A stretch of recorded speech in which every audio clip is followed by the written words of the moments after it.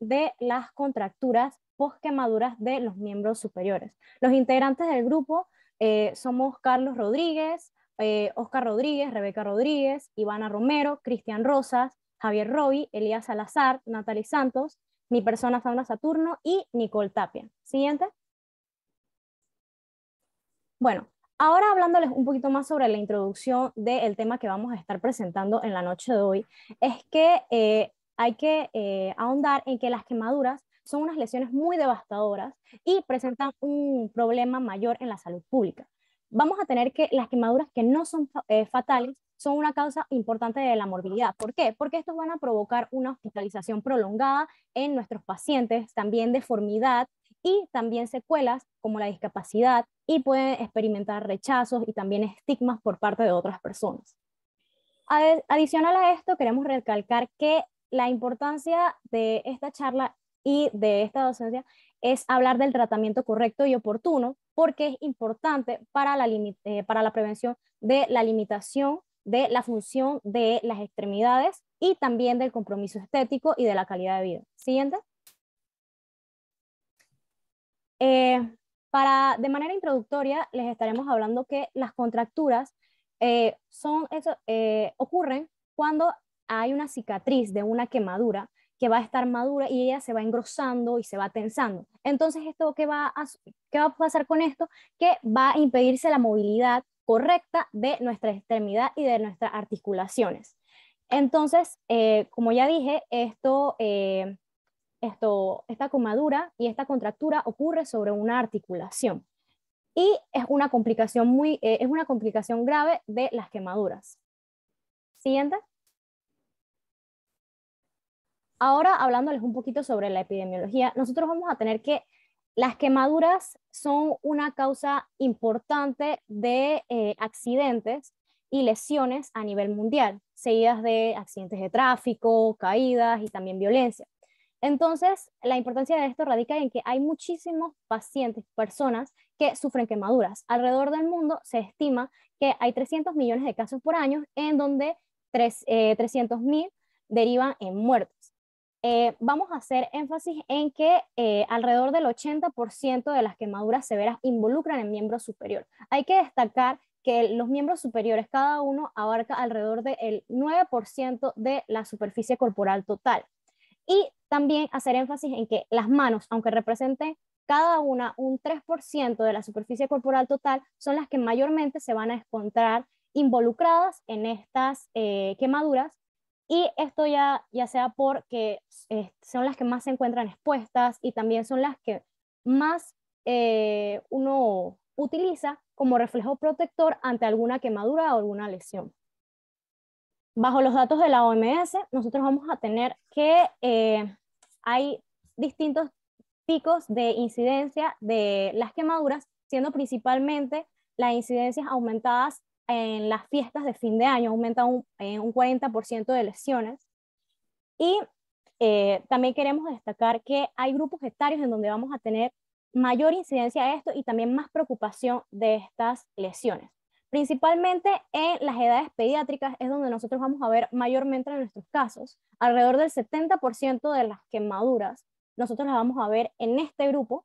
Los riesgos mayores son en los pacientes menores de 10 años, porque ellos aún no están al tanto de las consecuencias y tampoco tienen el juicio para reconocer las amenazas y están explorando todo el mundo con sus manos. Y en los adultos mayores nosotros vamos a tener que también hay una gran incidencia en las quemaduras, porque ellos ya pueden tener un deterioro cognitivo. Adicional a esto, tienen una pérdida de la coordinación y también balance y los reflejos lentos.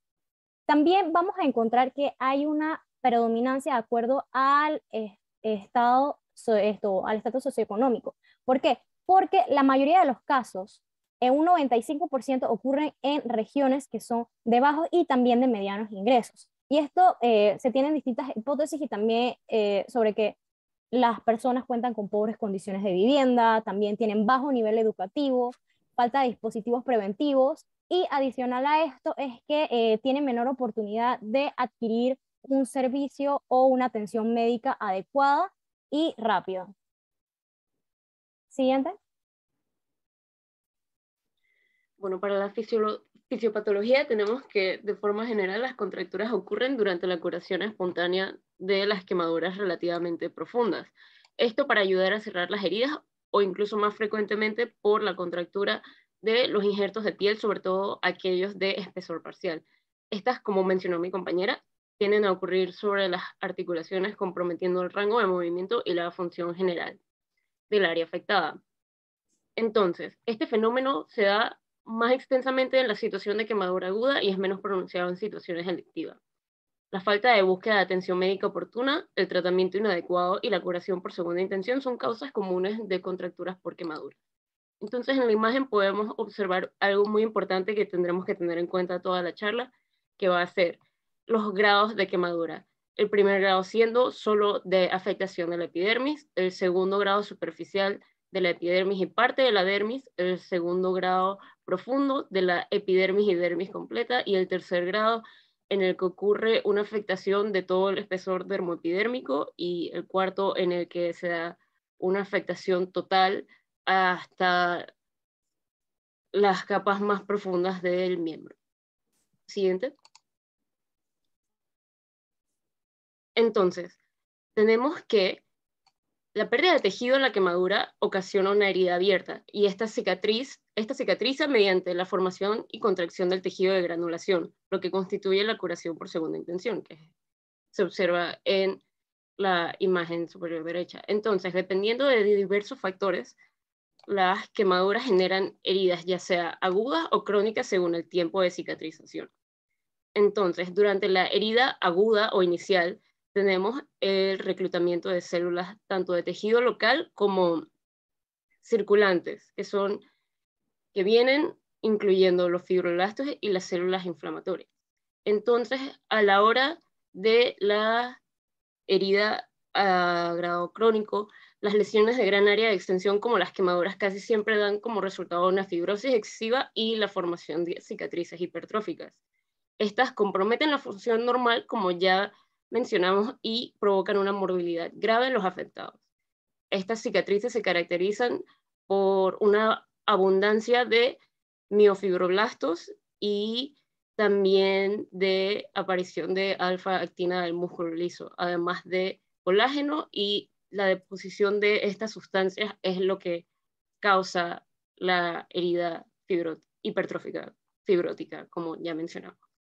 Siguiente. Ahora vamos a dar inicio con lo que serían las manifestaciones clínicas de una contractura posquemadura. Nosotros vamos a hacer énfasis, como ya mencionamos en el título, de solamente el miembro superior.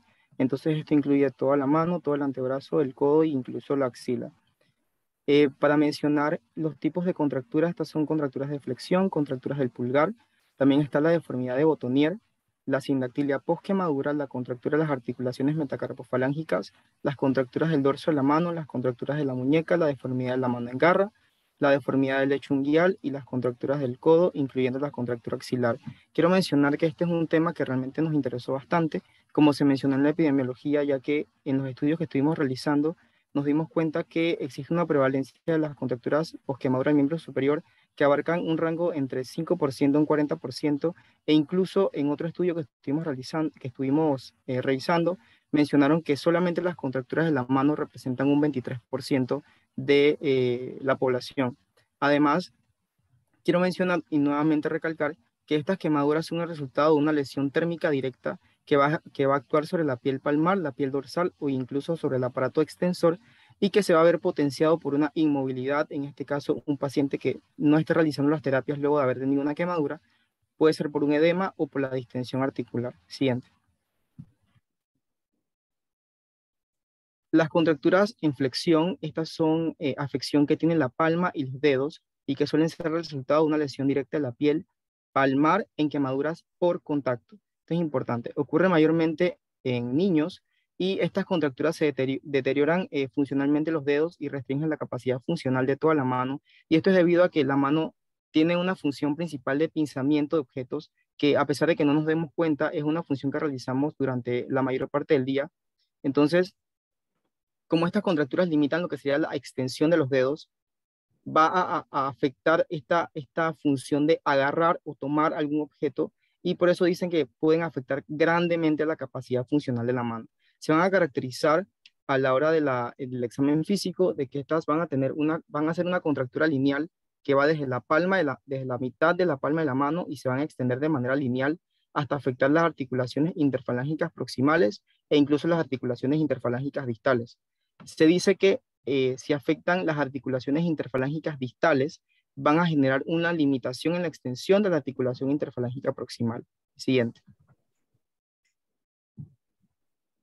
Estas contracturas de flexión, según Kurtzman y Stern, las dividen en tres tipos, que sería la tipo 1, la que afecta solamente la piel y tiene una articulación metacarpofalángica en flexión pasiva, es decir, el dedo se va a encontrar flexionado, pero si él quiere realizar una extensión de la articulación interfalángica proximal, va a ser capaz de extender completamente el dedo. La tipo 2 es la que afecta, aparte de la piel, estructuras capsulares palmares. Igualmente va a tener una articulación metacarpofalángica en flexión pasiva, es decir, el dedo flexionado, pero si quiere extender el dedo o la articulación interfalángica proximal, no va a poder realizarlo completamente. Y la tipo 3 es la que tiene afección de tejidos blandos e incluso las estructuras articulares profundas, y la articulación interfalángica proximal se va a encontrar en una flexión fija, independientemente de la posición de la articulación metacarpofalángica. Siguiente. Las contracturas del pulgar es la segundo tipo de contractura, y esta igualmente limita severamente la función de la mano. Igualmente hago énfasis en la función de pinzamiento a la hora de tomar objetos, ya que el pulgar es uno de los principales dedos que tiene o que participa en esta función. Entonces, si está afectado con los diferentes tipos que voy a mencionar más adelante, obviamente va a limitar esta función. Stern y otros colegas han clasificado estas contracturas en 4 tipos, que sería en aducción, en oposición, en extensión y en flexión, siendo la de aducción la de mayor prevalencia con un 66% según los distintos estudios que revisamos, y la de flexión y extensión la de menor prevalencia, ya que tienen un 5% cada uno, y bueno, la de oposición un 24%. En otro estudio igualmente mencionan lo mismo, que es que la deformidad del pulgar, las contracturas del pulgar en aducción son las que mayor prevalencia tienen, y la de menor frecuencia serían las de extensión. Aquí tenemos entonces una imagen en la parte superior de un pulgar que tiene una contractura en flexión. Si bien es cierto, es una contractura en flexión como se mencionó en la primera tipo de contractura, sin embargo, como tiene afección del pulgar, se cuenta como una contractura de flexión del pulgar. En las imágenes de abajo, las que son en tono gris, tenemos en ambas imágenes una contractura en aducción, solo que tiene diferentes ángulos la foto. Entonces, en la foto gris, que está en la parte inferior, en el lado izquierdo de la pantalla, vemos que el dedo pulgar no tiene una capacidad de extenderse ni una capacidad de abducir el pulgar completamente, y entonces en la imagen que está en la parte izquierda, derecha de la pantalla, vemos que el pulgar está completamente en aducción, que es esta posición que se encuentra aquí. Siguiente. Entonces, para explicar los diferentes tipos, la contractura de aducción es cuando el metacarpofalángico o el metacarpiano del pulgar se va a desplazar hacia el metacarpiano del índice en el plano de la palma, tal como se muestra en la imagen superior a mano derecha. La contractura en oposición es la que causa una pronación y una rotación del metacarpiano del pulgar de manera anterior al plano de la palma, y el pulgar se puede desplazar tanto a la falange proximal del dedo índice como a la parte palmar o la parte media palmar. La contractura en extensión es la que provoca una abducción radial del metacarpiano del pulgar en el plano de la palma, y bueno, veremos una hiperextensión en este caso. Y la contractura de flexión, que bueno, es la que tiene una banda lineal de contractura que puede ir desde la mitad de la palma y se puede distender hacia la articulación interfalángica proximal o la articulación interfalángica distal, tal como se muestran en las imágenes que están al lado. Siguiente. Ahora, en cuanto a la deformidad de Botonier, esta puede formarse con una mano en garra, como se va a mencionar, que ese es otro tipo de deformidad más adelante, y puede ser el resultado de quemaduras distales en el dorso de los dedos. En este caso va a haber un desplazamiento central del aparato extensor de la articulación interfalángica proximal, y como se muestra en la imagen, y bueno, ahí se corrió el círculo, pero es importante explicar realmente qué es lo que ocurre en este tipo de contracturas, ya que En el dedo hay un ligamento que se llama el ligamento colateral, que realmente él ejerce una función extensora en el dedo. Sin embargo, ante una quemadura que ocurre en el dorso del dedo, este ligamento va a empezar a desplazarse hasta tomar una posición por debajo de la articulación interfalángica proximal. Entonces, al ejercer ese desplazamiento, el ligamento pasa de ser extensor a ser flexor. Entonces, el dedo va a tener en la articulación interfalángica proximal una flexión que va a ser progresiva y que puede incluso hasta calcificarse y generar daños en la misma articulación como tal. Además, va a tener una hiperextensión en la articulación interfalángica distal del dedo. Siguiente. La sindactilia posquemadura es otro tipo de contractura. En la mano se va a generar en una mano normal y la piel que está entre los dedos tiene una forma rectangular y se inclina a 45 grados en dirección palmar distal desde la cabeza del metacarpiano hasta la falange proximal media. Esta es la posición normal de un dedo.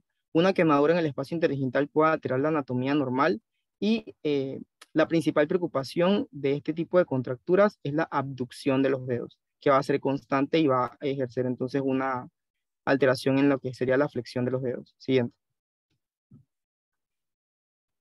Las contracturas metacarpofalángicas, o también conocidas como las contracturas del dorso, son una contractura en extensión de la articulación metacarpofalángica y se debe a quemaduras profundas que ocurren en el dorso de la mano. Esta pueden ocurrir después de la colocación de un injerto de piel y también pueden ser causadas por una cobertura de piel, o sea, a la hora de colocar un injerto, que este injerto no cubra completamente lo que sería la lesión, puede ser por una pérdida parcial del injerto como resultado de una infección en la herida, o incluso por ejercicios inadecuados o un entablillado en la posición de antideformidad. Siguiente. Las contracturas de la muñeca, estas pueden ser dorsales o palmares, y rara vez son circunferenciales, es decir, que pueden afectar solamente un lado, dorsales o palmares. El tipo de contracturas puede afectar ya sea piel, tendones e incluso la cápsula de la muñeca y puede afectar hasta los ligamentos y las cápsulas de las articulaciones del carpo también. Hay diferentes tipos que se dividen en tipo 1, tipo 2 y tipo 3, y estos dependiendo de la angulación en la que se encuentre la mano como tal. La tipo 1 es la que tiene una afección de menos de 30 grados, la tipo 2 una afección mayor de 30 grados, y la tipo 3 ya en la que ya hay una deformidad que puede llegar inclusive hasta una deformidad en garra, como vamos a mencionar más adelante. Siguiente. Esta es la deformidad en garra, que se va a caracterizar por una extensión de la muñeca, una hiperextensión de la articulación metacarpofalángica y una flexión de la articulación interfalángica. Esto representa uno de los problemas más graves, ya que es muy difícil de corregir este tipo de contracturas y se va a clasificar en deformidades fijas o crónicas cuando ya hay un encogimiento o una contracción muy grave de lo que serían las articulaciones, tanto las interfalángicas como las metacarpofalángicas, y también están las deformidades cutáneas simples, que como bien lo dice su nombre, solo tienen afección de la piel. Siguiente.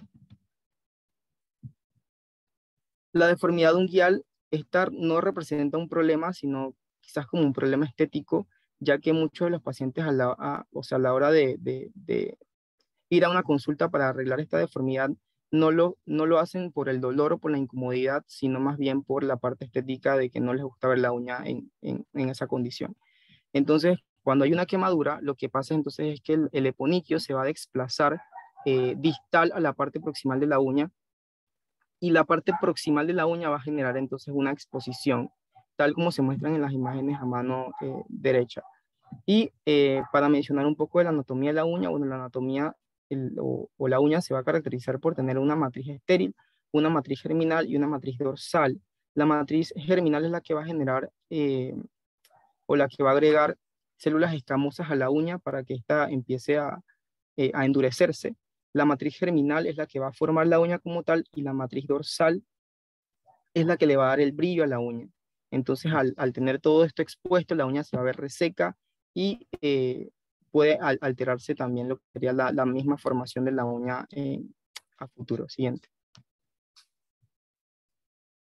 También están las contracturas del codo, que estas poseen una incidencia que oscilan entre el 21 y 42%. El rango normal de una flexoextensión del codo va de 0 a 145 grados. Sin embargo, se dice que para realizar actividades diarias estas solamente necesitamos un grado de articulación de 30 a 130 grados. La pérdida del movimiento del codo por debajo de estos rangos conllevan a una limitación funcional y un impacto directo en la calidad de vida del paciente. Siguiente. Las contracturas de la axila son más comunes en niños y se asocian a quemaduras por explosiones de estufas o a cerámicas a la hora de cocinar. El 27% de los pacientes mostrarán contracturas axilares cuando las cicatrices ya han madurado, y también el doctor L. Larson observó que todas las contracturas relacionadas con quemaduras, él descubrió que las de la axila eran las más frecuentes. Siguiente. Estos son los tipos de contracturas de la axila que podemos encontrar. La tipo 1 es donde está afectado un solo pilar de la axila, y esta se puede subdividir en tipo 1A o tipo 1B. La tipo 1A es donde está afectado el pilar anterior, y la tipo 1B es donde está afectado el pilar posterior. La tipo 2 es donde participan o donde están afectados ambos pilares con preservación de lo que sería el hueco axilar, y la tipo 3 es donde está afectado ambos pilares y el hueco axilar, y pueden generar una lesión denominada la lesión panaxilar. Siguiente. Bueno, entonces, para los factores de riesgo tenemos que la gravedad de una contractura por quemadura depende de varios factores. Entonces empezamos por la ubicación de la quemadura, ya que, por ejemplo, como se ven en las imágenes, existen las claras diferencias anatómicas entre la piel dorsal y palmar, que cambian el resultado después de una lesión por quemadura. Entonces se puede resaltar que la piel dorsal es delgada y flexible, lo cual ofrece poca protección a las estructuras mecánicas subyacentes, mientras que la piel palmar tiene una gruesa capa de tejido subcutáneo. Entonces, como mencionó mi compañero Cristian previamente, la piel es especialmente delgada a nivel dorsal en las articulaciones interfalángicas proximales, lo cual predispone esta ubicación sobre todo a las contracturas por afectación de los tendones extensores. Siguiente. Entonces, acá, como mencionamos previamente, la profundidad según el grado de la quemadura puede causar que la contractura secundaria a esta sea de mayor gravedad. También tenemos que el momento del tratamiento quirúrgico o no quirúrgico también es un factor de riesgo, ya que la necesidad de cirugía reconstructiva en la fase aguda está asociada a la clase de tratamiento que se dé e incluso el número de cirugías en caso de que ocurra en fase aguda. Siguiente. También tenemos de igual relevancia lo que vienen siendo el entablillado posterior a la lesión y la terapia manual, ya que la mayoría de los médicos usan férulas en la etapa más temprana posible en las quemaduras de manos, y es imperativo que los pacientes sigan un régimen estricto de férulas y terapia. Los periodos de ferulización retrasados o perdidos también aumentarán la probabilidad de que se desarrollen contracturas.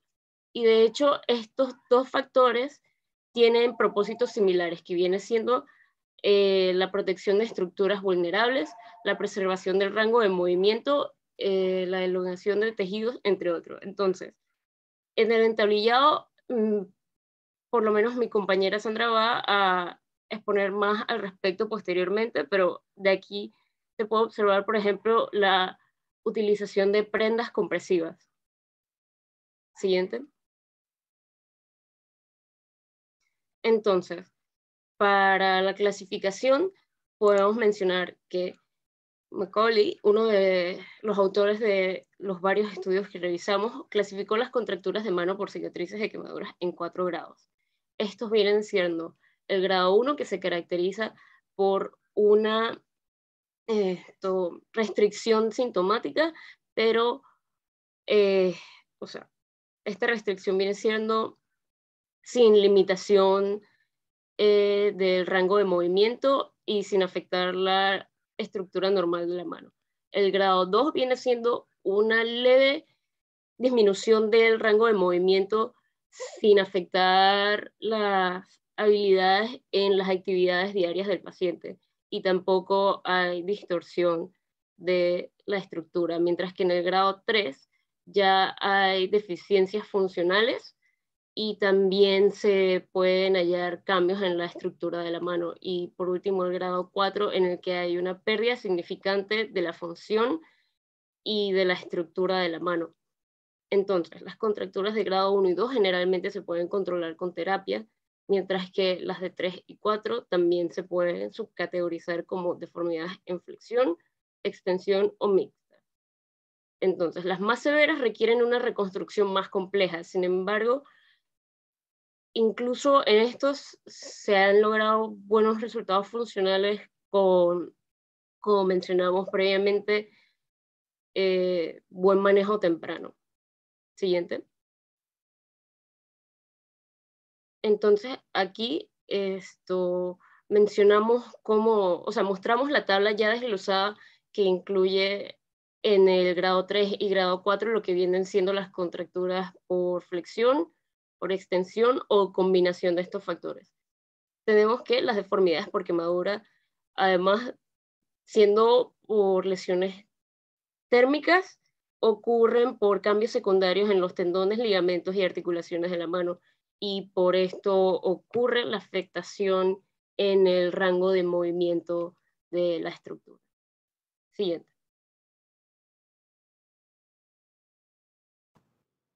Bueno, ahora vamos a empezar con lo que es el tratamiento de las quemaduras primarias. Vamos a empezar por lo que es el tratamiento médico. Vamos a dividirlo principalmente en lo que son tres pilares, que va a ser la reanimación adecuada, la limpieza y debridamiento y el cierre temprano de la herida. Pero lo que es la terapia actual se va a basar en lo que es reanimación, debridamiento, cierre temprano, apoyo a respuesta hipermetabólica posterior a la quemadura y el control de la infección. Lo que es el examen de las quemaduras en extremidades superiores se va a enfocar inicialmente en lo que es la evaluación vascular. En este se va a buscar lo que son la presencia de pulsos débiles o ausentes, relleno capilar lento, sensación disminuida o temperatura fría, las quemaduras circunferenciales, quemaduras eléctricas y químicas y las quemaduras que involucran riesgo por aplastamiento tienen un alto riesgo de compromiso vascular. Inicialmente, después de la admisión, lo que son las heridas por quemaduras se deben limpiar y desbridar para eliminar cualquier tipo de cuerpo extraño, además de ampollas grandes y sueltas que estén presentes, debido a que lo que son las heridas por quemaduras se suelen colonizar en las primeras 48 horas posteriores a la lesión. Lo que son ampollas pequeñas o ampollas intactas, si no limitan lo que es la capacidad funcional de la mano, pueden dejarse de la manera, o sea, como estén presentes. Una vez se haya eliminado las ampollas, lo más común es aplicar lo que son ungüentos antibióticos a la herida. Agentes tópicos como es la sulfadiazina de plata o con alternativas más económicas o efectivas, el aloe vera o miel. La miel es un remedio antiguamente conocido. Este tiene propiedades tanto antimicrobianas, propiedades antimicrobianas que son conocidas debido a su gradiente osmótico, acidez y presencia de inhibinas. La miel inhibe lo que son las eumonas, una de las causas más comunes de celulitis en las heridas por quemaduras, y al menos es tan eficaz como la sulfadacina de plata para prevenir infecciones. Para quemaduras más superficiales, el ceroformo y la bacitracina pueden ser efectivos, económicos y pueden permitir lo que es un lavado de manos más frecuente en los pacientes. Se presta a lo que es mucha atención a la estabilidad hemodinámica del paciente, donde los niveles netos de lo que va a ser líquido corporal y hemoglobina deben estar óptimos para la preparación para, en caso de necesitar, un procedimiento microvascular. La suplementación a través de dieta, apoyo nutricional, ya sea por zona entérica, incluso en ciertos casos, alimentación parenteral, si es necesario, se debe establecer para poder, digamos, maximizar los niveles de proteínas y ayudar a la cicatrización del paciente.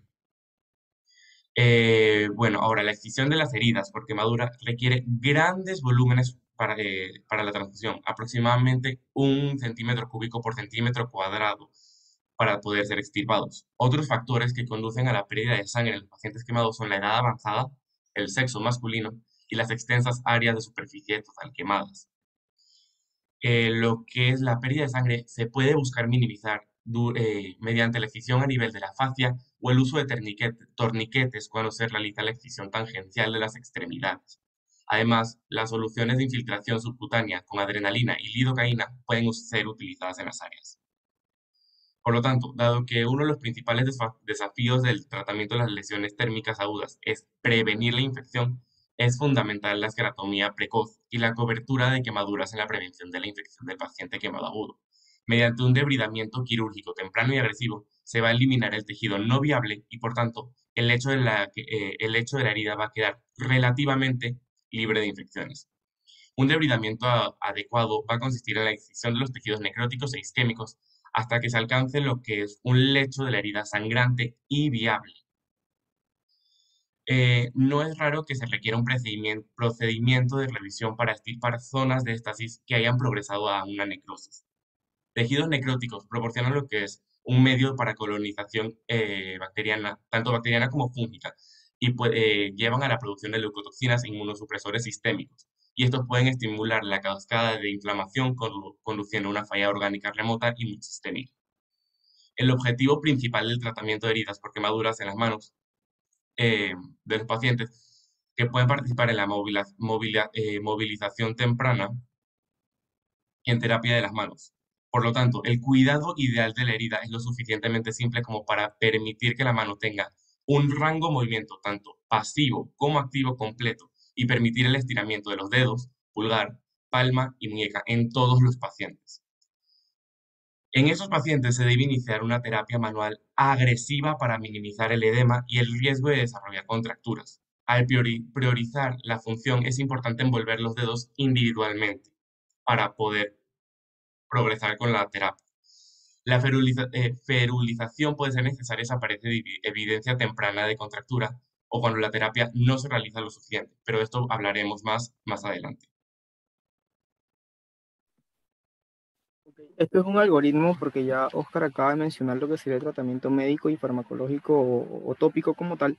Entonces, cuando nosotros realizamos una indicación quirúrgica en un paciente con una quemadura aguda, bueno, en quemaduras intermedias, en este caso quemaduras de segundo grado, se prefiere hacer lo que serían unas curaciones continuas y en caso tal de que el paciente no mejore en 2 semanas tras la curación, se prefieren hacer injertos cutáneos secundarios, en este caso realizar injertos ya sea de cualquiera del cuerpo, ya sea la ingle o el brazo, el brazo o la ingle. Y también se han descrito lo que serían, que voy a mencionar más adelante, injertos plantares para lo que serían injertos en la palma de la mano, si esta está como quemada y bien expuesta y se puede realizar lo que sería un injerto. Las quemaduras de tercer grado son ya las que tienen indicación quirúrgica siempre y cuando estas sean unas quemaduras de tercer grado que sean moderadamente extensas, que estas son quemaduras que involucran menos del 33% de la superficie corporal o menos de 1/3 de la superficie corporal total. También están las quemaduras de tercer grado muy intensas, en las que está afectada el 33 al 66% de la superficie corporal total o que están entre 1/3 a 2/3 de la superficie corporal total. Y también las de tercer grado masivo, que son las que tienen una afección mayor de 66 grados de la superficie corporal total o mayor del 2/3 de la superficie corporal total. Entonces, en las de tercer grado, moderadamente extensos, se prefiere lo que sería una escisión y colocación de injerto en áreas funcionales, ya siempre y cuando estas estén afectadas. Llámese en este caso el cuello, el periné y también las manos. Y como segunda elección, se prefiere una escisión e injertos en zonas no funcionales, siempre y cuando estas estén afectadas, requieran un injerto tras unas curaciones de 2 semanas. En cuanto a las quemaduras de tercer grado muy intenso, en primera elección, se prefiere una escisión e injerto de rescate. ¿Qué quiere decir esto? Quiere decir que vamos a realizar colocaciones de injertos en las 2 primeras semanas, 2 veces por semana, para garantizar una reanimación con líquidos adecuada, ya que entre más piel afectada tengan, va a generar el paciente no va a reanimar o no va a responder correctamente a la reanimación con líquidos y es como si estuviéramos dando pasos hacia atrás en vez de pasos hacia adelante con estos pacientes. Entonces esa es la primera elección. Y como segunda elección se prefiere la escisión e injerto en áreas funcionales. Siempre en las quemaduras de tercer grado que sean muy intensas o en las quemaduras de tercer grado masivas se prefiere la escisión e injerto de rescate antes de la escisión e injerto en un área funcional. Y esto tiene como, o sea, su principal como causa de esto es porque necesitamos disminuir áreas de quemaduras en el paciente. Las de tercer grado tienen lo mismo, igual como primera elección, las de tercer grado masiva sería una escisión e injerto de rescate y como segunda elección injertos ya sea en cara, en manos o en otra área que sea no funcional. Siguiente. Ahora, desarrollando un poco sobre los tipos de tratamiento quirúrgico, vamos a iniciar hablando un poco sobre lo que es el debridamiento enzimático. El debridamiento enzimático hoy día es considerado una alternativa prometedora a la excisión quirúrgica. Esto ha llevado a que médicos e investigadores investiguen el potencial de varios agentes de debridamiento no quirúrgico y medios de desbridamiento enzimático para quemaduras. Lo que es el desbridamiento enzimático se caracteriza por el uso de enzimas proteolíticas dirigidas a degradar proteínas desnaturalizadas del lecho de la herida. La selectividad del desbridamiento varía en función de la enzima empleada. Para no dañar el tejido sano, se necesita la mayor especificidad posible.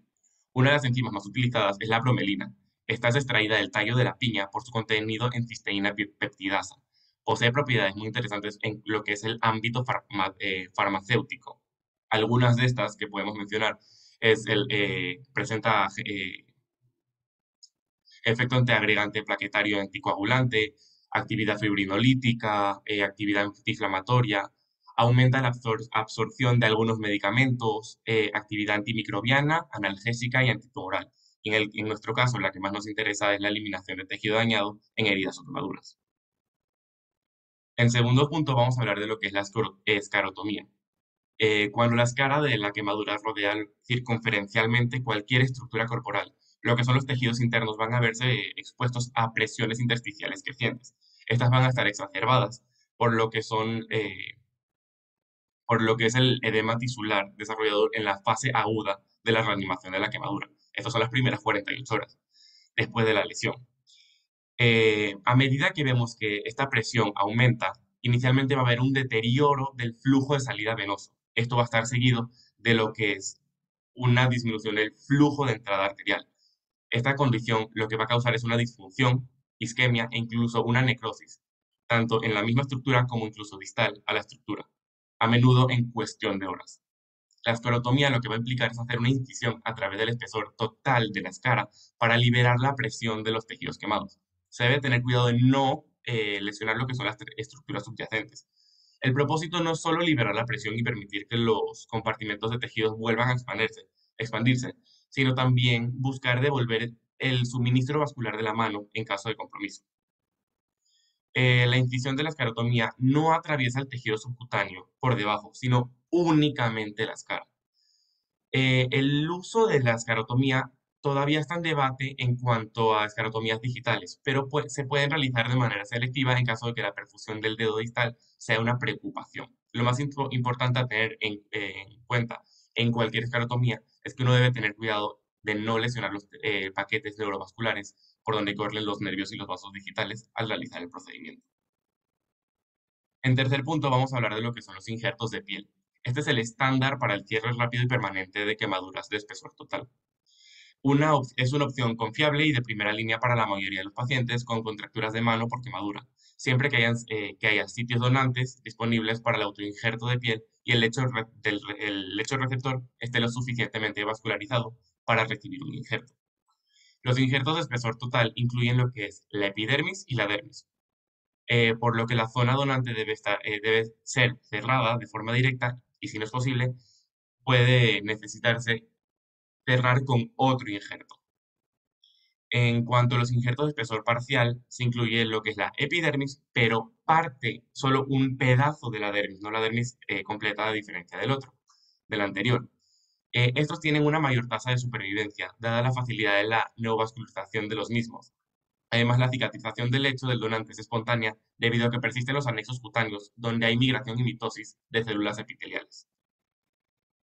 Bueno, los injertos de piel de espesor completo son los injertos más utilizados en cuanto a dermatología. Estos pueden proporcionar una excelente coincidencia del tejido para el sitio anfitrión y sanan con mínima cicatrización y contractura. Lo que son los injertos de espesor parcial suelen ser menos atractivos desde el punto de vista cosmético debido a la falta de estructura anexial y a la falta de coincidencia de color. Además, existe el riesgo significativo de contractura. Y los sitios donantes de los injertos de espesor parcial también tienden a ser más dolorosos para el paciente en comparación a los de injertos de espesor total. Gracias a los injertos, la supervivencia de los quemados ha aumentado exponencialmente. a la par que el desarrollo de técnicas de resucitación y manejo del medio interno. Pero de mismo modo, aunque se consigue salvar la vida del paciente, se ha visto que se desarrollan secuelas que vienen en su mayoría de no aportar la suficiente cantidad de dermis a los pacientes, cumpliendo la máxima que habla que la epidermis da la vida, pero lo que es la dermis no da la calidad de vida. Por lo tanto, lo que son los injertos de piel parcial son y siempre van a ser indispensables en el tratamiento de los quemados, pero no son suficientes para el manejo integral de los pacientes. Lo que nos hace necesario ciertas ocasiones buscar un peldaño más. Aquí es donde surge lo que es la invención de matrices dérmicas, dado por la necesidad de poder aportar una nueva dermis en los defectos de espesor total de la piel, para poder combatir lo que son los efectos de cicatrices retráctiles que aparecen cuando usamos injertos de espesor parcial o bien cuando las quemaduras que curan per se por segunda intención. En cuanto a cobertura temporal de heridas, los pacientes con quemaduras más extensas a menudo requieren cobertura temporal. Se pueden utilizar aloinjertos, senoinjertos, sustitutos de piel o análogos térmicos, debido a sitios donantes insuficientes o no disponibles. Además, los sustitutos temporales de piel se utilizan cuando el paciente está demasiado enfermo para someterse a la creación de otra herida que resulta en la extracción de piel de un sitio donante en casos relacionados con la viabilidad del lecho receptor o cuando existe preocupación sobre posibles infecciones. Lo que son los aloinjertos o tejido tomado de un donante vivo o fallecido y los senoinjertos tomados de una especie diferente promueven lo que es la reepitelización y preparan el lecho de la herida para un autoinjerto, lo que aumenta la tasa de curación en comparación con apósitos tradicionales. En cuanto a las desventajas que podemos mencionar, lo que se incluyen es principalmente el costo y una mayor susceptibilidad a una infección en comparación a injertos de piel. Lo que es la célula epitelial cultivada, como lo dice el nombre, cultivada, se cultiva utilizando una pequeña biopsia de la piel de un paciente para proporcionar lo que son queratinocitos. Se expande durante 2 a 3 semanas. Hay algunos productos comerciales que podemos encontrar en el mercado para el objetivo, como Epicel o Recel. Las técnicas lo que hacen es, en lo que ayudan las técnicas es en reducir la cantidad de piel necesaria para el tratamiento de quemaduras grandes, lo que reduce significativamente el tiempo de cicatrización, tanto en el sitio donante como en el quemado, eh, aumentando asimismo el éxito general del injerto y la cantidad de cicatriz.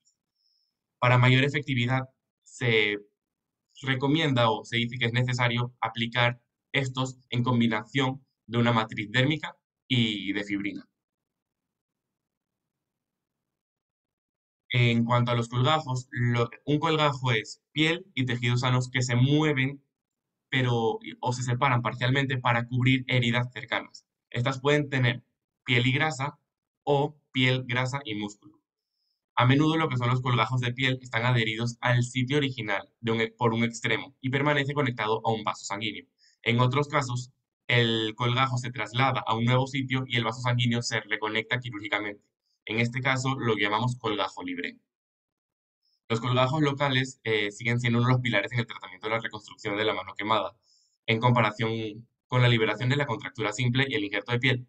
Los beneficios de usar colgajos locales incluyen un periodo más corto de inmovilización, un sitio donante mínimo, menor riesgo de recurrencia de la contractura y una mejoría funcional y estética.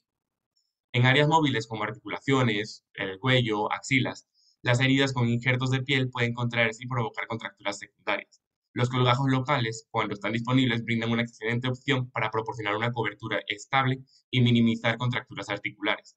Los colgajos no necesitan fisioterapia postoperatoria rigurosa ni entablillado, y además crecen con la edad, especialmente en niños. En cuanto a los trasplantes de tejido compuesto, suelen ser utilizados para deformidades muy significativas que resultan de lesiones en las extremidades. Ofrecen lo que es una solución que puede restaurar unidades estéticas y funcionales significativas en un solo procedimiento quirúrgico. Los trasplantes de tejido compuesto son una de las últimas incorporaciones a lo que es la técnica de cirugía reparadora. Se caracterizan por lo que es estar vascularizados y generalmente ser visibles ya que contienen notable cantidad de piel, entre otros tipos de estirpes tisulares de diferente antigenicidad. El objetivo principal de estos trasplantes es la restauración de la corporeidad y la función, a diferencia de trasplantes de órgano sólido que pretenden simplemente una recuperación fisiológica. Por último, vamos a mencionar la amputación, ya que en cierto caso de quemaduras graves se debe evaluar cuidadosamente la extensión de la lesión de la quemadura y las opciones relacionadas con su manejo. Expectativas realistas y funcionales se deben discutir con el paciente y se debe realizar una evaluación de la lesión, tanto neurovascular, tendinosa, ósea y articular. Las amputaciones de dedos o de manos son raramente emergentes, ya que se da tiempo para continuar la reevaluación de la herida y determinar dónde existe alguna posibilidad de viabilidad del tejido profundo y si es necesaria o no la reconstrucción de un colgajo en este caso. Ocasionalmente, lo que es la extensión de la lesión no es salvable con reconstrucción y en estos casos se debe discutir con el paciente la opción de una amputación, si esa es la mejor opción de una vez que se haya, ya que se, si esa es la mejor opción en caso de que se haya declarado la viabilidad del tejido. Lo que son las quemaduras térmicas profundas pueden causar daño en arterias digitales y la necrosis subsiguiente puede extenderse más profundo de lo esperado o de lo que uno consideraba inicialmente o esperaba inicialmente, lo que puede llegar a que se justifique lo que es la amputación y lo que es el resultado final, lo que se busca en el resultado final es un resultado funcional. Vamos a iniciar con el tratamiento de las contracturas posquemaduras, que son las mismas manifestaciones clínicas que mencionamos al principio de la presentación. Siguiente. Antes de empezar con el tratamiento, quisiéramos mostrar un video sobre las setaplastías, que es uno de los principales manejos de varias de estas manifestaciones clínicas y es importante para lograr entender lo que van a decir posteriormente en la charla. Siguiente. Dale play.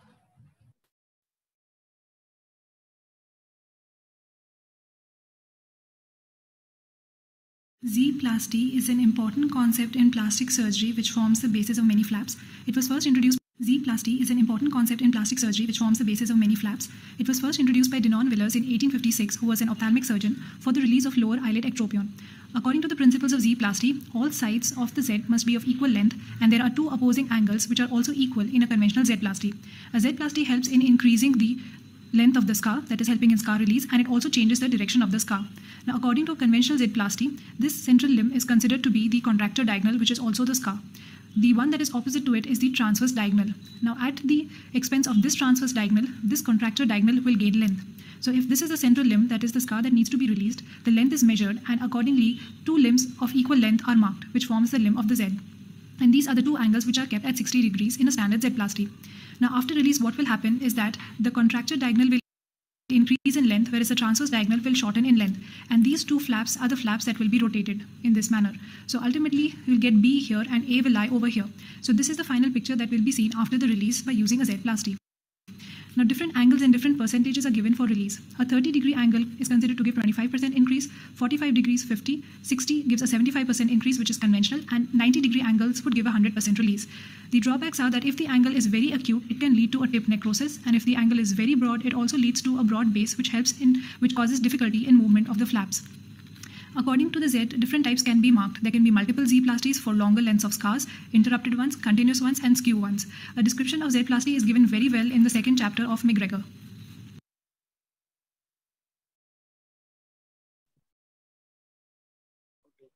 Ahora que tenemos un poco más claro lo que sería una setaplastía, bueno, las contracturas de flexión, que son los que afectan lo que sería la extensión del dedo, se manejan principalmente con esto, con setaplastías, pero dependiendo de qué tan larga sea la contracción, vamos a poder generar ya sea una setaplastía simple, que fue lo que se explicó en el video anterior, o se generen dobles setaplastías, que son setaplastías simples como seriadas. De tal manera que con esto lo que hacemos entonces es que liberamos la tensión que tiene el dedo y le generamos una movilidad similar a la que tenía antes de la contractura. Entonces, para explicar igual brevemente, lo que se hace entonces es una línea central que va justamente en la línea de la contracción y en los puntos terminales de esa línea se van a realizar líneas dependiendo de distintos ángulos. Estos ángulos pueden ser ya sea líneas a 30 grados, 45 grados, 60 grados, también está 75 grados y 90 grados, y dependiendo del grado en el que estemos realizando esas líneas en los puntos terminales, me va a generar una mayor cantidad de liberación de tensión en cuestión de porcentaje. Por ejemplo, si hacemos una línea a 30 grados de la línea central en ambos puntos terminales para formar lo que sería una Z, estaríamos liberando la tensión en un 25%. Si hacemos una Z, por ejemplo, con ángulos en los puntos terminales de 45, liberamos 50% y así sucesivamente hasta liberar un 100% de la tensión total, cuando la Z está formado por ángulos de 75 grados. Entonces, otro tipo de manejo que se puede realizar en este tipo de contracturas es la colocación de colgajos. En este caso, vemos que en la imagen o en la columna A, vemos que un niño tuvo una quemadura aguda en primera intención. En la columna B vemos cómo se observa luego de haber tenido una quemadura, obtuvo una contractura de flexión, y en la imagen o en la fila, en la columna C, vemos entonces que se le colocó un colgajo y este colgajo es inguinal.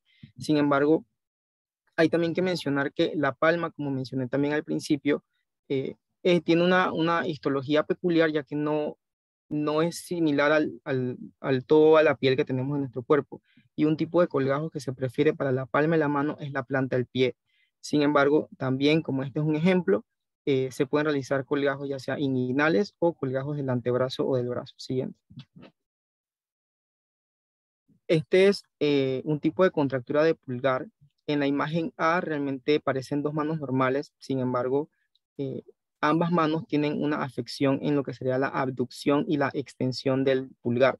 Entonces se le va a realizar lo que serían setaplastías, pero estas setaplastías no son una simple setaplastia, sino que son setaplastías de 4 colgajos o 5 colgajos que los voy a mencionar más adelante. Entonces, esto con el fin de mejorar lo que sería o crear un espacio interdigital entre el índice y el pulgar, y también generar una mayor movilidad del pulgar, garantizando así que el pulgar ya sea pueda abducirse, pronarse, extenderse y flexionarse.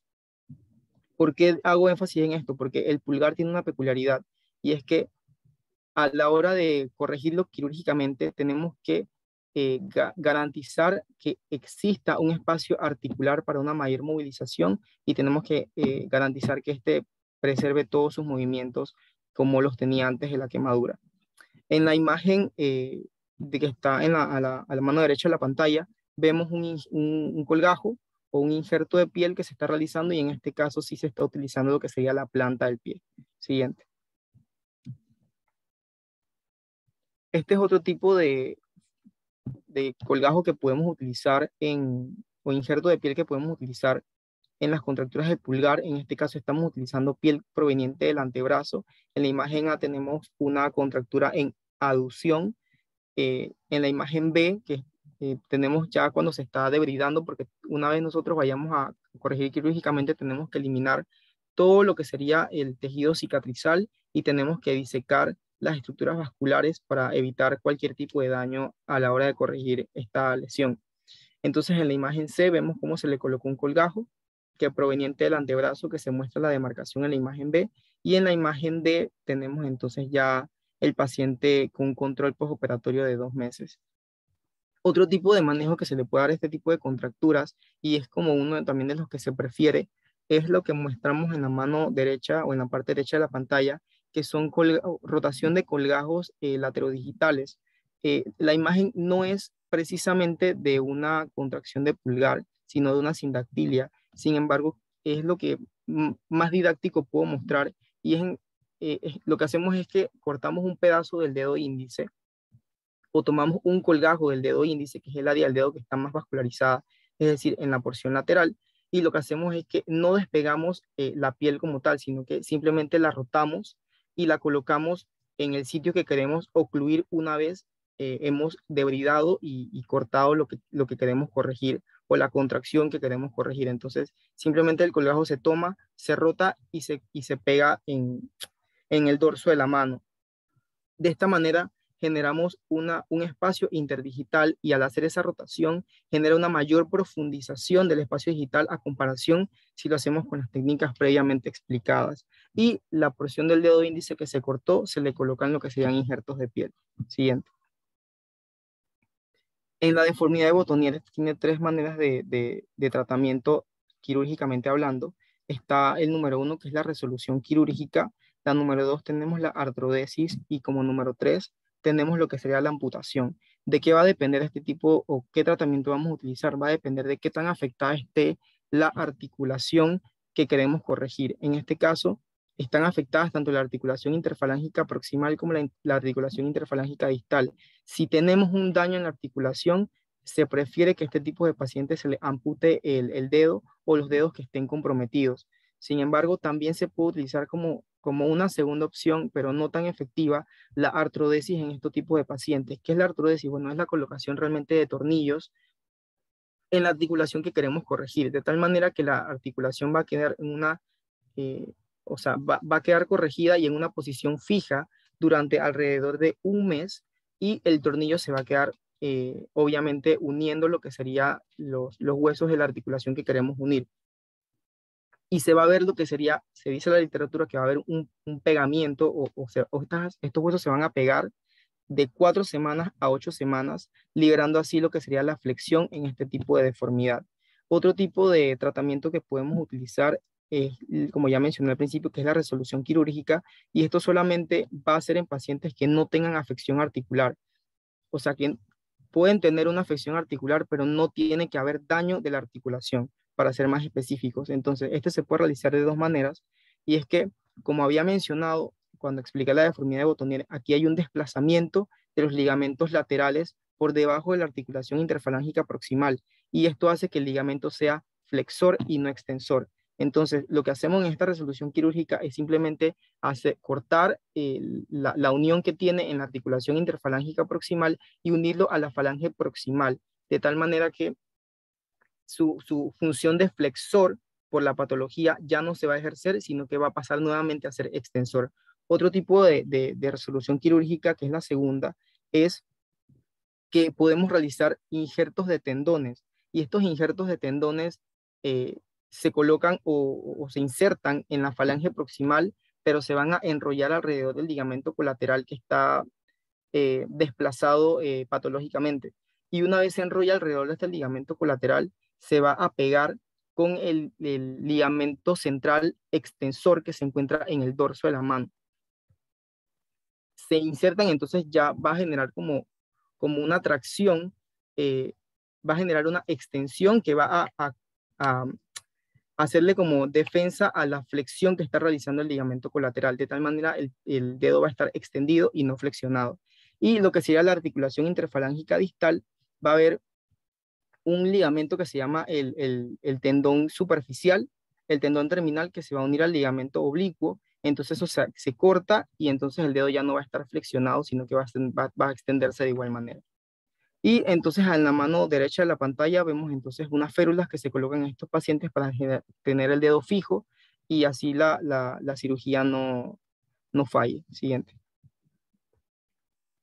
Esto son el tratamiento de las sindactilias. Aquí lo principal serían las setaplastías, pero se prefieren setaplastías de 4 o 5 colgajos.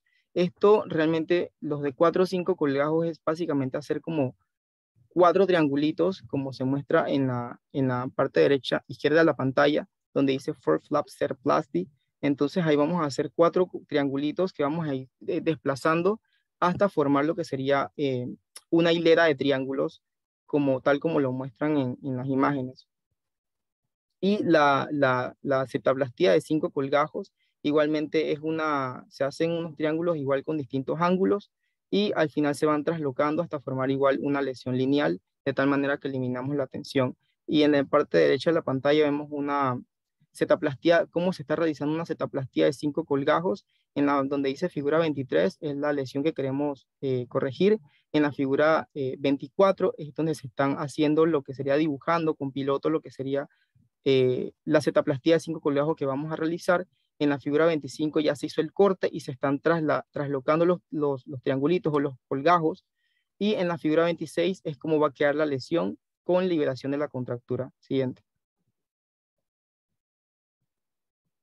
Esta igualmente es una figura que explica cómo se hace una cetoplastía de 5 colgajos en la parte izquierda de la pantalla, y en la parte derecha de la pantalla vemos nuevamente una rotación de colgajo laterodigital, como lo expliqué hace un momento, donde se corta parte del dedo índice y básicamente este se rota y se pliega en el espacio interdigital para la creación de un espacio interdigital, y la parte del índice entonces se injerta con otro tipo de piel. Siguiente. Las contracturas metacarpofalángicas, estas pueden tratarse con matrices dérmicas, como bien lo explicó Oscar, que es lo que está explicado en la imagen que está en la parte derecha de la pantalla. Y en la parte izquierda vemos lo que sería un colgajo inguinal de MacGregor, que es un tipo de colgajo que se realiza realmente aquí en Panamá y que se da principalmente para las contracturas que son de la muñeca y de las articulaciones metacarpofalángicas o del dorso de la mano. Lo que hacemos entonces es que hacemos una debridación de lo que sería el dorso o lo que queremos corregir, y vamos a ir debridando ese tejido y eliminando el ligamento cicatrizal, como se muestra en la figura A y B, que está en la parte izquierda de la pantalla. En la parte C es donde empezamos a delimitar en la región inguinal la parte de colgajo que vamos a utilizar. Entonces, para esto se tiene que ubicar lo que sería la arteria circunfleja inguinal superior, que es la que me va a dar la vascularidad en ese colgajo que vamos a colocar en la lesión que queremos cubrir. En la imagen D vemos cómo ya se hace lo que sería la sutura del colgajo inguinal con el dorso de la mano, y eso se va a dejar ahí como por 15 a 21 días para que el colgajo que estamos colocando encima de la lesión genere una vascularización propia. Y luego entonces, luego de pasar estos 15 a 21 días, lo que hacemos es un corte del colgajo, y ya si es necesario colocar injertos en la región inguinal se colocan, pero ya por ejemplo lo que queríamos corregir en primera instancia, que era el dorso de la mano en este caso, va a quedar completamente cubierto y así libre de contracciones. Siguiente. En las contracturas de la muñeca, bueno, ya esto es más fácil de explicar porque se van a realizar cetaplastías, y dependiendo del grado o sea, el alargamiento de la contractura, se pueden realizar ya sea una cetaplastía simple o se pueden realizar cetaplastías, dobles cetaplastías, que son, como ya mencioné antes, que son cetaplastías continuas o seriadas. Igual se hace el traslape de los colgajos y se libera la tensión. Y también se pueden colocar, como se explica en la parte derecha de la pantalla, que también se pueden colocar injertos de piel que pueden venir ya sea de la ingle e incluso del brazo. Siguiente.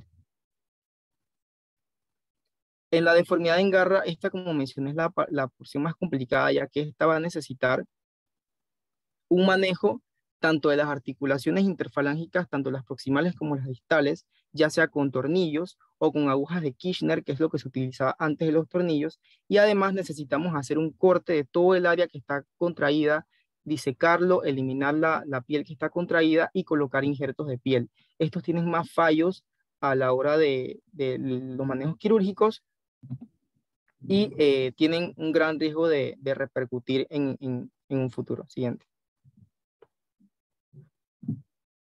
La deformidad unguial, como ya mencioné, lo que hace esto entonces es cuando tenemos una quemadura, esta va a exponer lo que sería la parte proximal de la uña por un desplazamiento del eponiquio hacia la parte distal de la parte proximal de la uña. Entonces, este manejo no es tan complejo, sino lo que tenemos que hacer es una inserción, como se muestra en la figura que dice número 4, una incisión de la parte que queremos desplazar.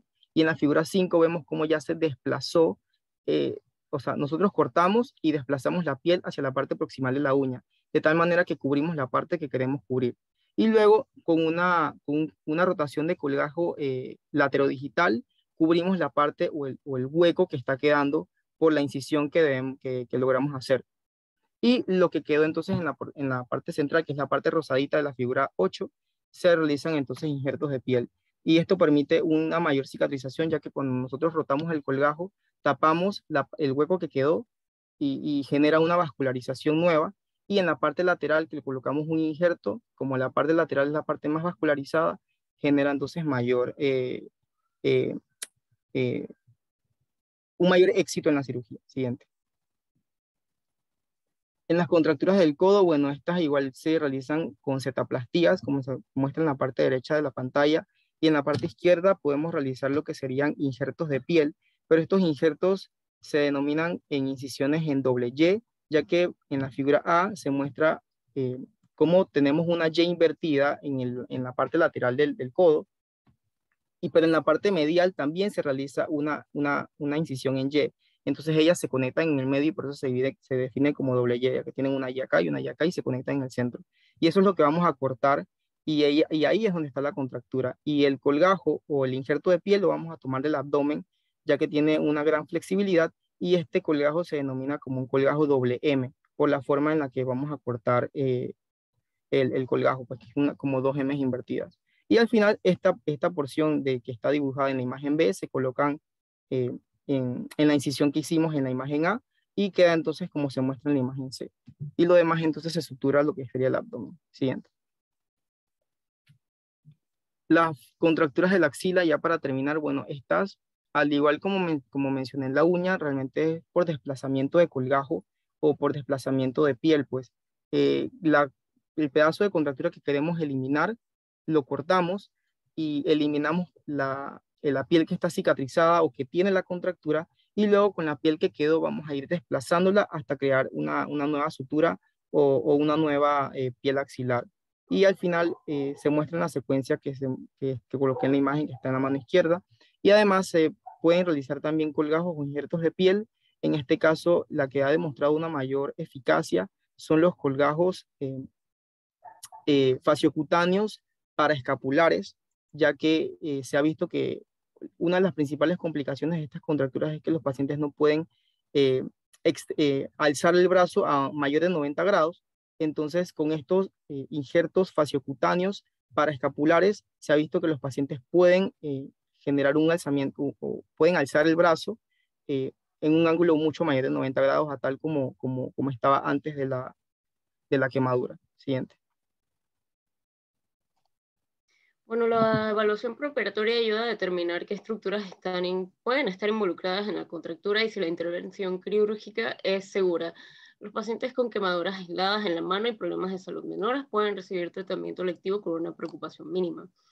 Entonces, un paciente que se recupera de una quemadura con afectación del área de superficie corporal total superior al 20% puede tener problemas médicos adicionales, incluido un sistema inmunitario comprometido, lesión renal o hepática aguda y nutrición deficiente.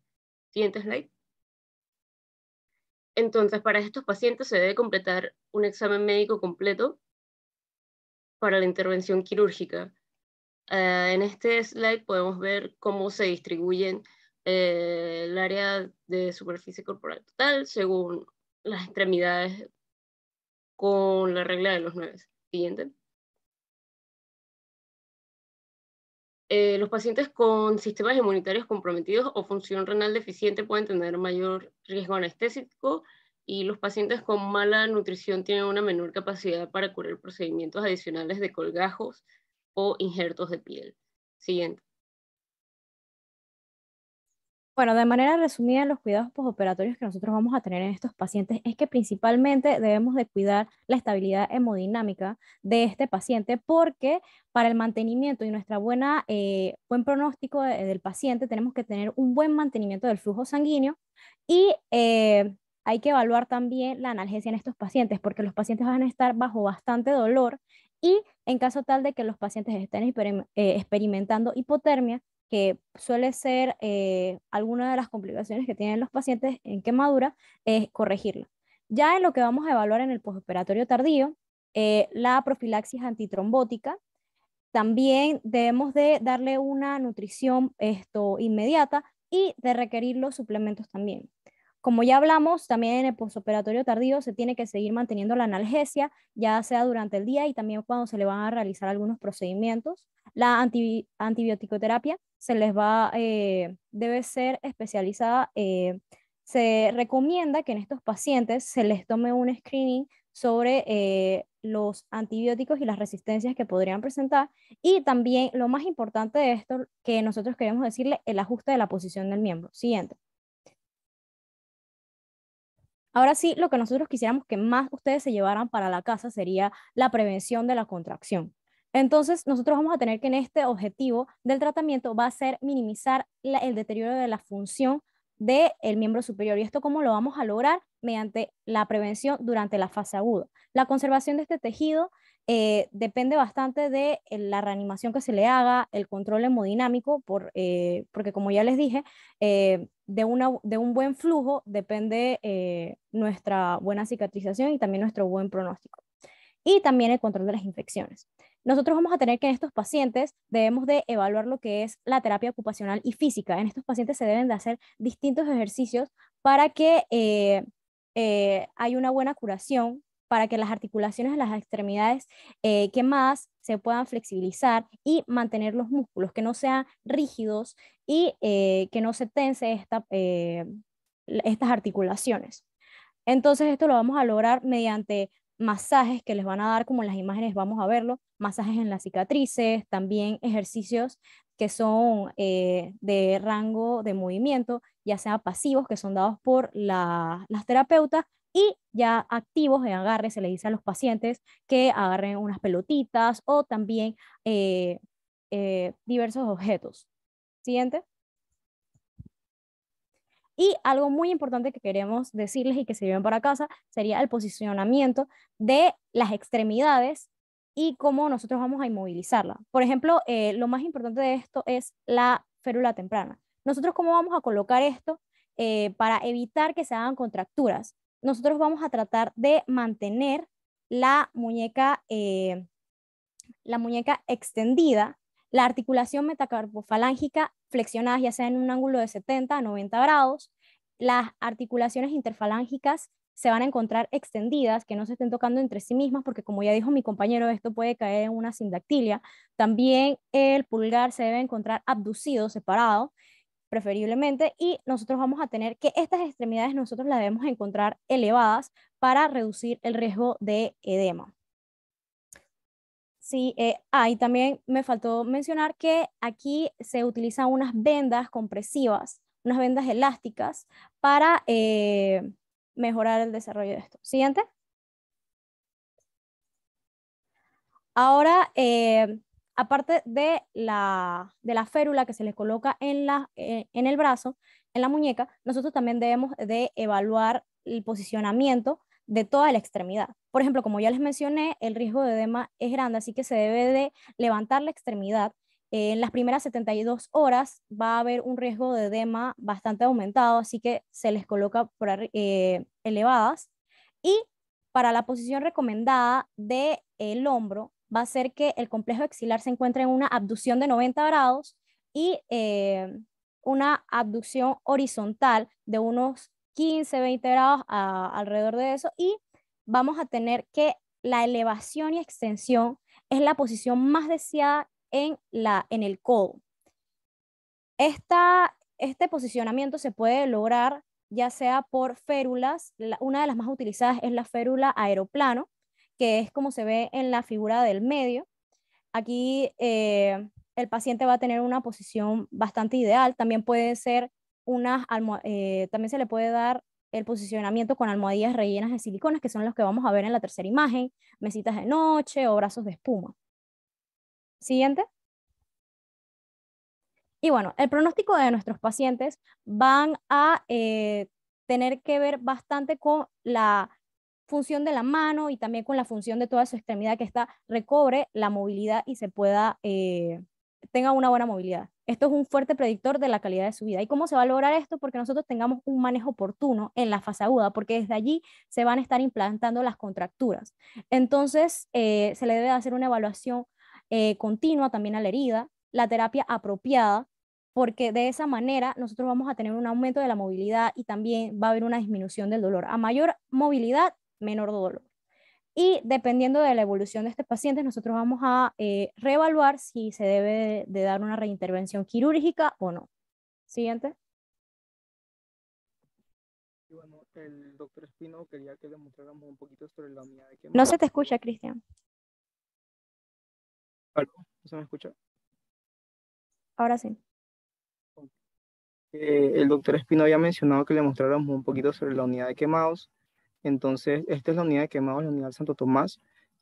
Si vemos, aquí vemos lo que predomina sería entonces la estación de enfermería que se encuentra a nivel central. Al lado de esa estación, a los dos lados, vamos a encontrar lavamanos y abajo de esos lavamanos vamos a encontrar la ropa que nosotros debemos utilizar con estos pacientes a la hora del pase de visita o a la hora de cualquier evaluación que nosotros querramos realizarle.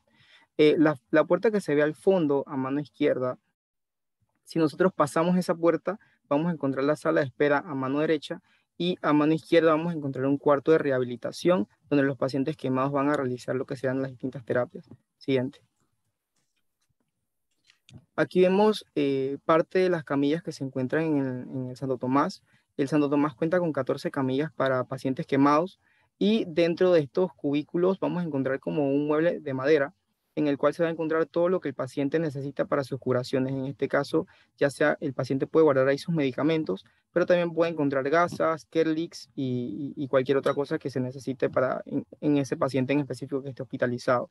Igual, si cualquier cosa no hay en esos anaqueles, hay distintos muebles o anaqueles como el de metal que está en la parte superior a mano izquierda, en el cual hay cualquier tipo de medicamentos que el paciente pueda necesitar. Igualmente hay carritos de curaciones y hay un cuarto estéril porque estos pacientes tienen un riesgo aumentado de infecciones, entonces todo lo que se vaya a realizar estos pacientes tiene que ser estéril. Entonces está el cuartito donde guardan todo, ya sean las pinzas o todo lo que necesiten estos pacientes. Siguiente.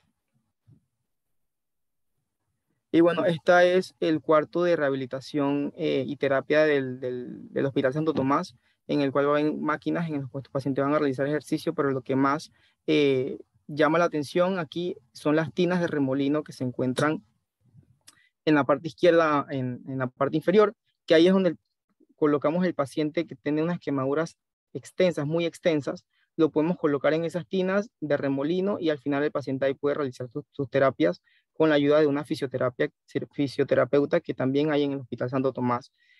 Cada cuartito que hay en el Hospital Santo Tomás tiene un anaquel en el que cuenta con medicamentos y cualquier instrumento para las curaciones de estos pacientes. Igual, si un paciente tiene una quemadura, pero solamente es localizada en una extremidad, también cuentan con tinas de remolino que son portátiles, pero que no son para el cuerpo completo, sino el paciente mete ahí el pie o mete el brazo y le va a realizar las distintas terapias bajo el agua. El agua tiene que ser caliente y este va a estar realizando como remolinos para ayudar a la cicatrización y al flujo sanguíneo.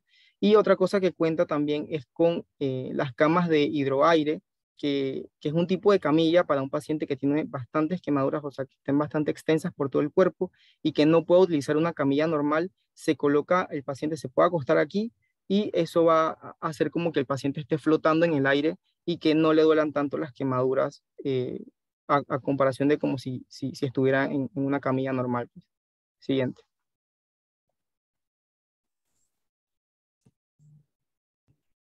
Y bueno, esto es lo que les mencionaba, que debajo de cada lavamanos está el EPP que debemos utilizar con cada uno de los pacientes. Este consta de gorro, mascarillas, e igualmente van a haber batas y también cubre zapatos que debemos utilizar con cada uno de estos pacientes. También se van a encontrar estetoscopios y saturómetros que debemos utilizar con estos pacientes en específico, ya que nosotros mismos no podemos utilizar nuestro saturómetro ni nuestro estetoscopio por el riesgo de infección de estos pacientes. Siguiente. Estas son unas referencias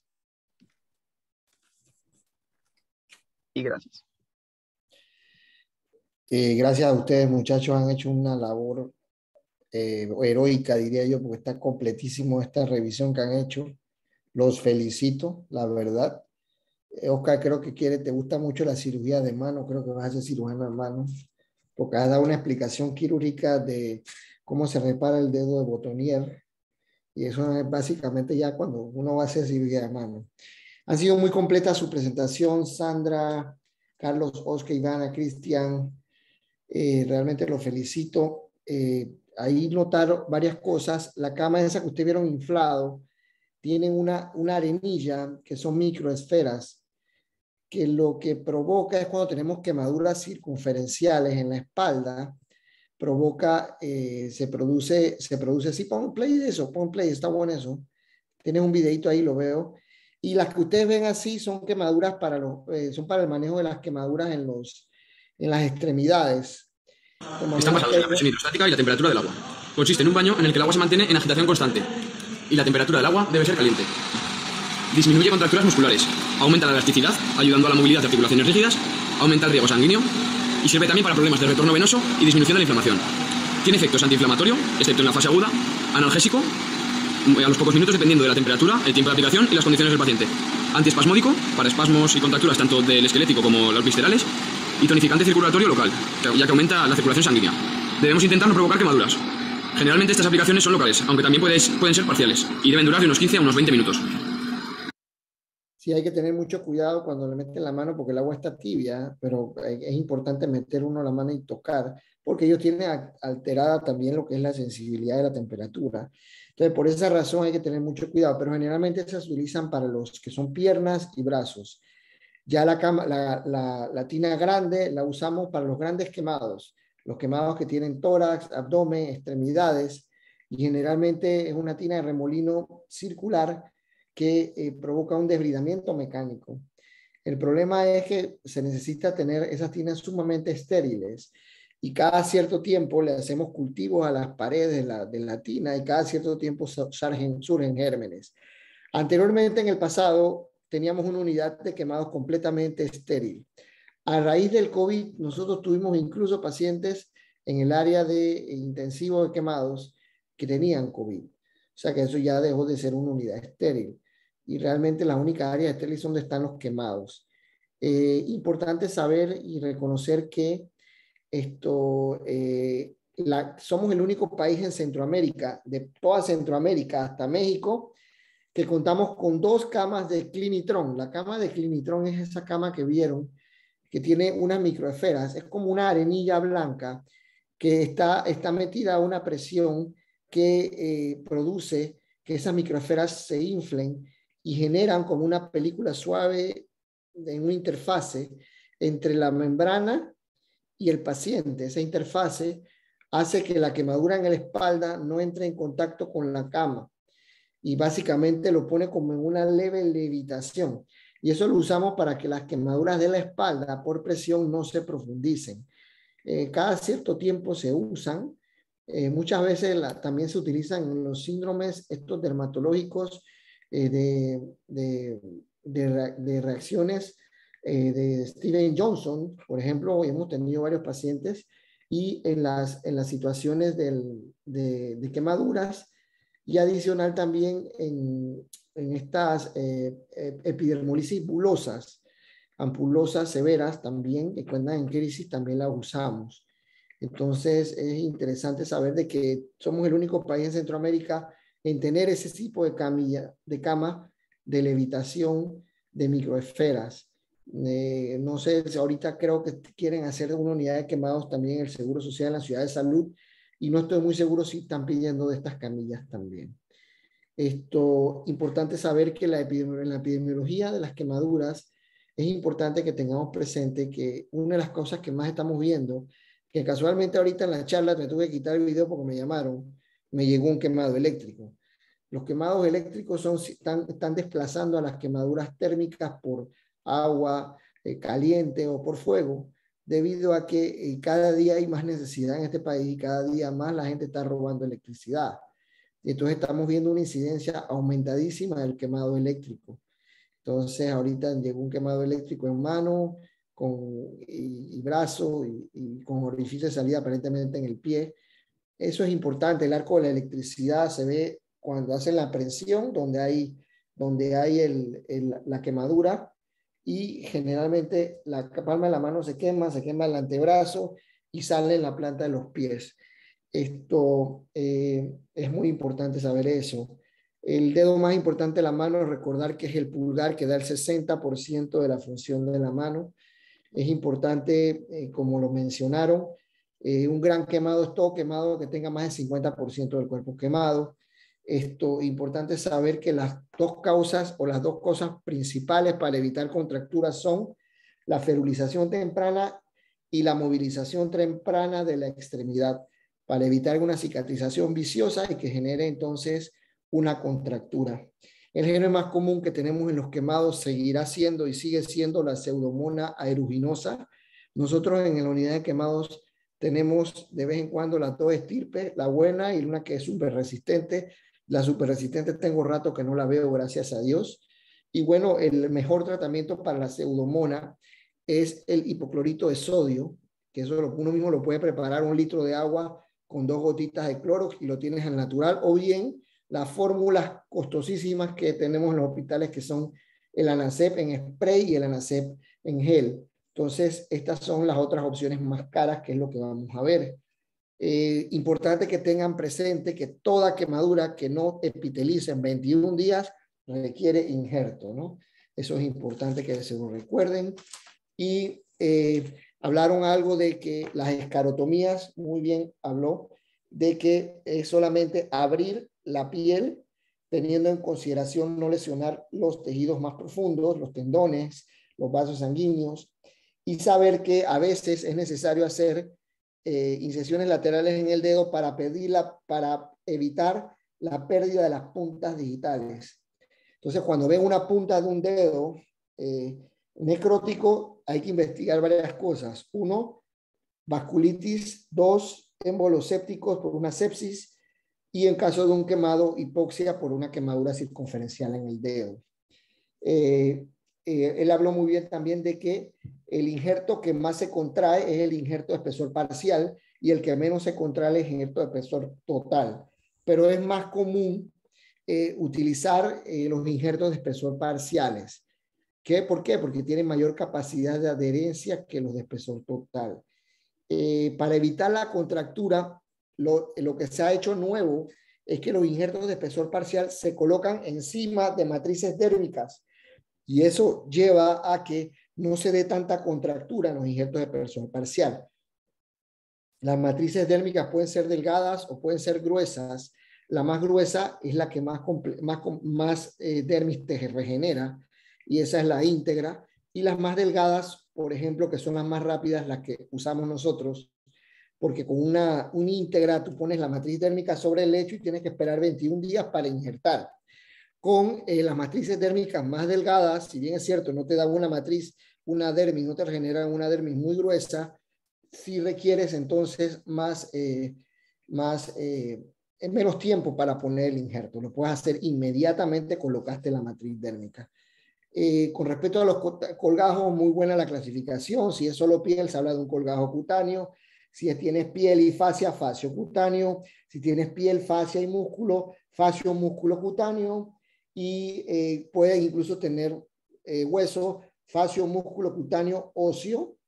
Y de último tenemos los colgajos libres, que son microcirugía. Yo les recomiendo que cuando tengan un tiempo libre se vayan en la universidad, el hospital de Birmingham tiene un acápite donde está la biblioteca de colgajos de Sir Harold Gillis, que fue un cirujano que durante la Primera Guerra Mundial se encargó de reconstruir muchas heridas por explosión, por cañones, y reconstruyó rostro, cuello, utilizando colgajos pediculados.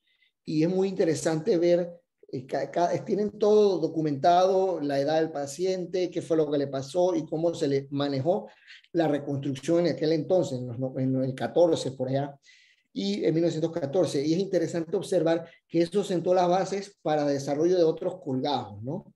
Sir Harold Gillis, sí, muy interesante eso también. Y por último, siempre cuando uno tiene un colgajo pediculado, uno debe esperar más o menos 21 días para liberarlo.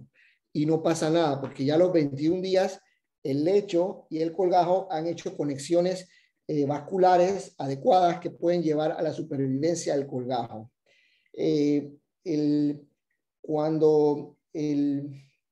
Hablaron mucho de la posición de la mano. Es importante saber que sí es cierto, hay que poner la férula, pero esa misma mano hay que ponerla en terapia también. O sea que cuando le pones la férula, cuando ya le hiciste la terapia por lo menos unas 2 veces al día, mañana y tarde, porque es muy importante para que no se pierda la movilidad de la mano. Bueno, creo que han tenido un webinar muy completo, realmente han venido a nutrir lo que es el tema de quemados.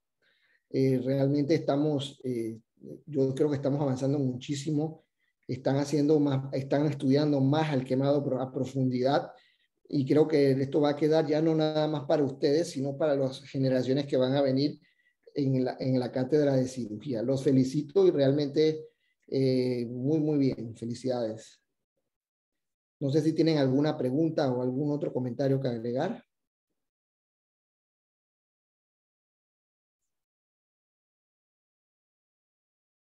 ¿Estoy en línea?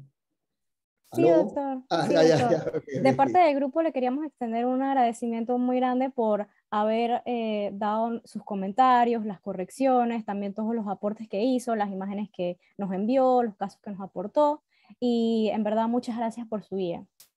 Bueno, no, también gracias a ustedes, y bueno, los exhorto a que sigan así y que bueno, que sigan, que culminen con éxito su semestre en la cátedra de cirugía.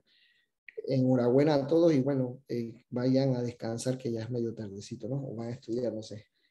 Que pasen buena noche, pues. Gracias.